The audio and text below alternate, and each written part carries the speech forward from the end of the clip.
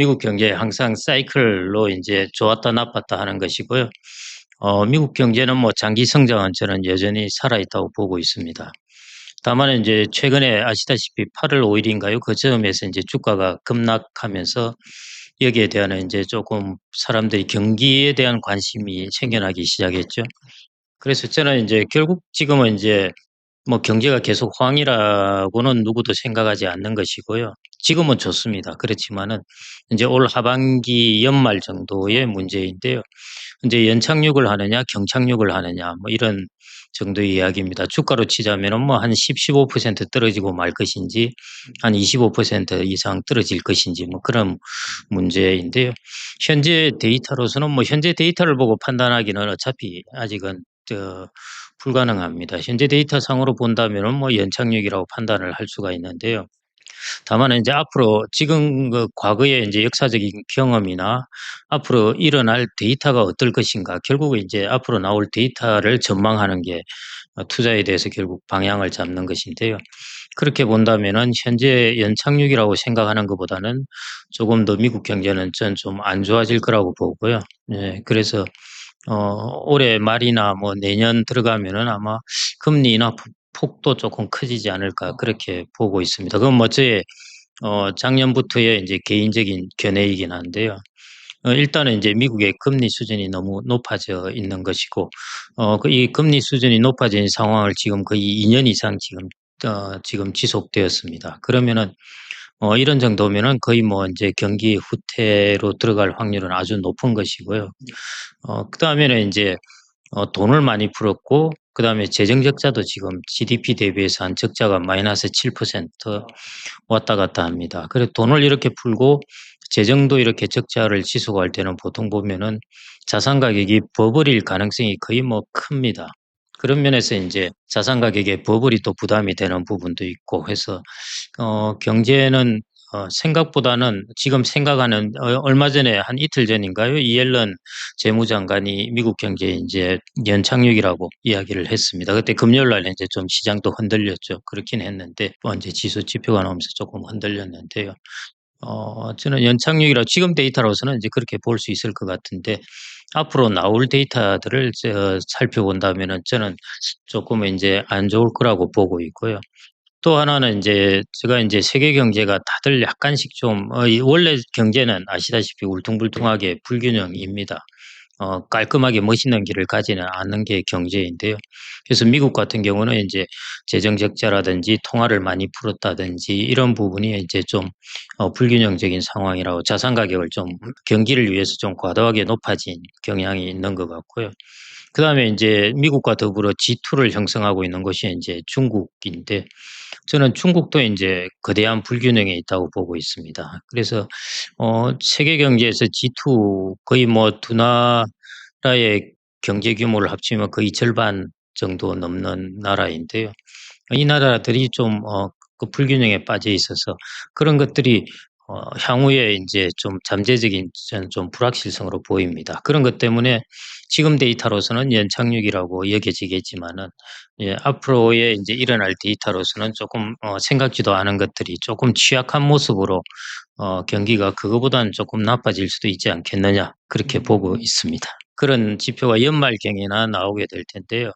그때 나오는 지표들을 보았을 때 인제 그런 부분을 좀 판단할 수 있을 것 같습니다. 그다음에 인제 중국 경제 변화도 마찬가지로 같이 한번 살펴봐야 될 것 같습니다. 그런 것들을 보고 내년 정도 갔어야 인제 그다음에 회복이 이게 V자형으로 갈 것인지 아닐 것인지 하는 여부를 좀 볼 수 있을 것 같습니다. 좀 하고 다니는 이야기는 미국에 저는 이제 이전부터 S&P 500이 제일 우량한 주식이라고 보고 있는데요. 우량한 주식은 고평가될 위험이 있으니까 지금 뭐 우리나라 사람도 많이 사고 하다 보니까요. 그래서 그걸 살 수 있는 기회가 결국 내년 정도가 아닌가. 예 뭐 떨어지면은 인제 그 정도 선에서는 사도 괜찮지 않을까 싶습니다. 미국은 아시다시피 여전히 인구가 늘어나고 있고요. 인구가 늘어나면은 자본 투자도 계속 이루어진다는 소리거든요. 그래서 인구의 성장에 따른 성장률 향상 그다음에 거기에 따른 자본 투자의 인제 성장률 향상 이런 것들을 보아 미루어 보면요. 다른 선진국보다는 일단 거기에다 기술 혁신 플러스 알파 이렇게 보면은 다른 선진국보다는 성장의 잠재력이 높다고 보고 있습니다. 그래서 뭐 그런 때가 오면은 주가가 좀 조정을 깊게 받으면은 뭐 당연히 좀 투자해야 될 기회가 아닌가 그렇게 보고 있습니다. 근데 AI 쪽은 뭐 여전히 할 것 같고요. 그다음에 바이오도 여전히 고령사회하고 결합돼서 여전할 것 같습니다. 그런 부분은 당연히 유망할 것 같고요. AI는 뭐 이미 배터리 이런 것들은 한번 재미를 보았던 것들이고 그런데 그 재미 보는 와중에 아마 소외됐던 것들이 바이오일 겁니다. 좀 오르기는 올랐습니다. 미국 같은 경우. ETF 지수만 하더라도 오르기는 쭉 올랐는데요. 그럼에도 불구하고 다른 어떤 혁신적 섹터에 비해서는 조금 약했죠. 그게 이제 코로나19 때 워낙 올랐다가 그다음에 그 버블이 이제 크게 꺼지면서 조정을 좀 더 오래 가는 것 같은데요. 그래서 그런 의미에서 다시 살아날 때 바이오도 괜찮지 않을까 그렇게 보고 있습니다. 중국이란 저 큰 땅덩어리와 인구 그리고 인제 미국 GDP의 한 75% 정도 이렇게 차지하는 규모이기 때문에 사실은 중국 경제를 어떻게 심플하게 이렇게 해서 전망하기가 쉽지가 않습니다. 워낙 지방 정부도 있고 다양하게 펼쳐져 있고 그다음에 체제가 이미 시장 경제하고는 다르기 때문에요. 그래서 그걸 판판이 많이 틀렸죠 사실은. 중국 경제 성장률도 낮아진다고 그랬는데 여전히 뭐 4%대 중반은 달리고 있고 그러는데요. 그런데 인제 그래서 인제 이렇게 복잡한 상황에서는 가장 인제 심플한 모델로 가지고 저는 살펴보고 있습니다. 그게 뭐냐하면은 인제 미국 그 소비와 보통 투자와 인제 수출 이렇게 해서 인제 한 해 생산량 소위 말해 GDP를 구성하는데요. 보통 보면은 소비의 비중이 미국은 거의 70-75% 정도이고요. 우리나라가 제가 알기로는 한 45% 50 45% 정도 수준일 겁니다. 보통 50% 조금 넘고 그렇게 되는데요. 근데 중국이 데이터가 대략 소비가 최근에 인제 더욱더 떨어졌으니까요. 그게 비중이 한 35% 됩니다. 그러면은 여러분들이 인제 대충 계산을 해 보시면은 순수출이 해 봐야 뭐 2 에서 많아 봐야 5% 정도이니까요. 그러니까 소비하고 순수출을 제외하면은 건설 투자와 설비 투자가 GDP에서 차지하는 비중이 최소한 60% 된다는 것입니다. 투자가 너무 많은 거죠. 그러면은 건설 투자가 많으면은 집을 많이 지어 내고요. 막 빌딩이나 건물들을 많이 지어 낼 수밖에 없습니다. 그다음에 설비 투자가 많아지면은 물건들을 많이 생산하죠. 그게 인제 지금 나타나고 있는 부분입니다. 그래서 부동산 버블은 이미 중국에서는 꺼지고 있고요. 거의 조정 과정에 있고 그다음에 인제 설비 투자를 통해서 생겨난 철강이라든지 화학이라든지 이런 쪽에 인제 값싼 제품의 생산 그뿐만 아니라 이제 최종 소비재까지 인제 생산을 많이 하니까 그게 우리나라의 알리나 테무 등을 통해서요. 정말 무지막지한 싼 가격으로 들어오고 그렇습니다. 그러니까 만일 중국이 지금 투자를 많이 해서 제품을 많이 찍어내고 있는데 이게 외부에서 이 제품을 받아주면은 그러니까 계속 수출을 많이 하고 경상수지 흑자를 많이 기록하면서 중국이 성장 그게 2000 년대 중반에 그렇게 성장했죠. 그런데 지금은 인제 그런 성장 모델이 통하기가 어렵다는 것입니다. 2000 년대 중반만 하더라도 중국 경제가 그렇게 크지가 않았는데요. 지금은 이미 미국 GDP의 한 75% 정도 됐습니다.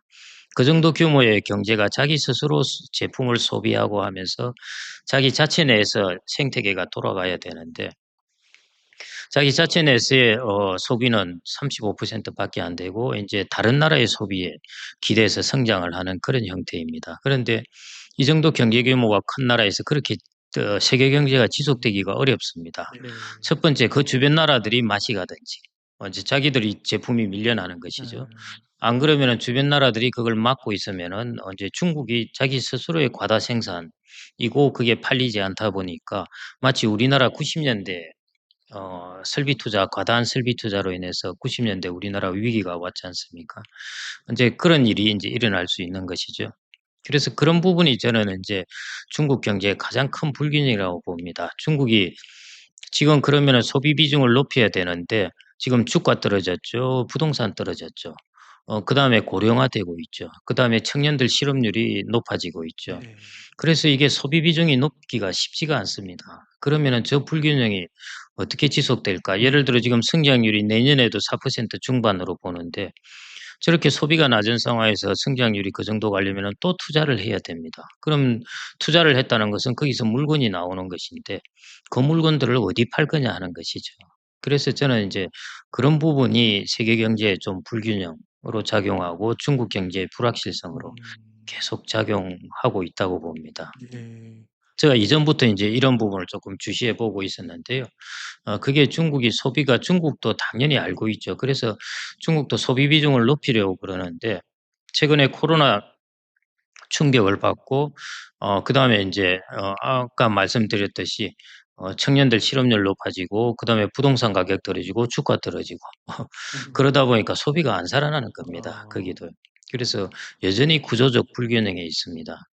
이런 불균형으로 지속하기 어렵습니다. 하여튼 둘 중 하나는 당해야 됩니다. 주변국이 당하든지 아니면 중국이 스스로 자기들의 과다 생산으로 그게 디플레이션에 빠지든지 뭐 이런 것들이 일이 일어나야 되는 것이죠. 그래서 아시다시피 중국은 지금 다른 나라들은 인제 그 금리를 인상하는 와중에 중국은 금리를 인하했던 것이고 다른 나라가 물가가 오를 때 중국은 물가가 떨어지고 있었고 이게 인제 이런 부분을 반영해 주고 있습니다. 네. 예. 그래서 그 부분이 저는 여전히 내년에도 불확실성으로 남아 있을 거라고 봅니다. 아. 네. 그 시진핑 주석이 내수 중심으로 경제 체제를 많이 바꾼다고 오래전부터 얘기했던 것 했죠. 같은데요. 그게 맞습니다. 잘 안 되는 건가 예 보네요. 예. 그게 아까 말씀드렸듯이 그게 인제 코로나19의 충격 다음에 일어나는 인제 주가 급락 그다음에 부동산 가격 급락 이 두 개가 이렇게 되니까 네. 개인들은 자기 소비를 줄일 수밖에 없습니다. 거기다 고령 음. 사회가 오게 되니까 또 소비가 줄게 되고요.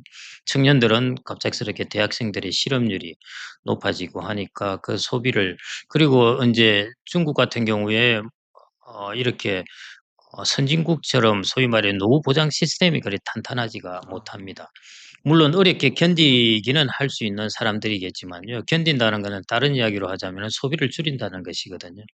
그러니까 인제 소비 부분에서 더더욱이 제약적일 수밖에 없습니다. 그래서 저는 쉽게 소비가 그렇게 개선될 것 같지가 않습니다. 아.